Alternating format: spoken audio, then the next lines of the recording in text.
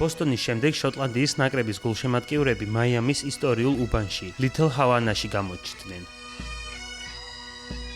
ეროვნულ სამოში გამოწყობილი შოტლანდიის ტარტანის არმიის ათასობით წევრი ბოსტონიდან მაიამიში შოტლანდიის ნაკრების მატჩისთვის ჩავიდა, სადაც მათი საყვარელი ნაკრები ჯგუფის გადამწყვეტ შეხვედრაში ბრაზილიის ნაკრებს დაუპირისპირდება.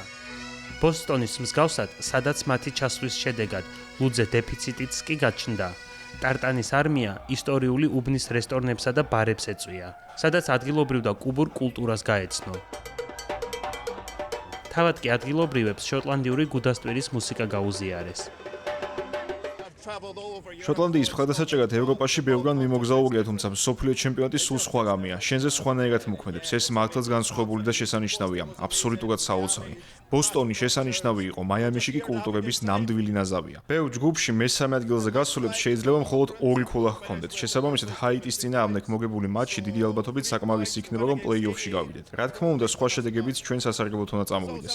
ოთხშაბათის მატჩი ჩვენთვის ბონუსივითაა. მოიყვანეთ ბრაზილიელები.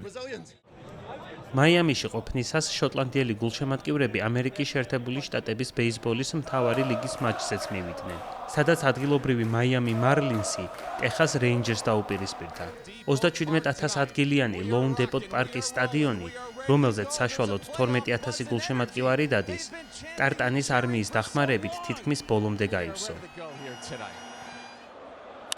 მაიამი მარლინსის მატჩისას მათ შოტლანდიის ნაკრებთან ასოცირებული სიმღერები შეასრულეს. შოტლანდიის ეროვნული ნაკრები კი C ჯგუფში 3 ქულით მესამე ადგილზე იმყოფება და მე-16 ფინალში გასვლის შანსებს ინარჩუნებს.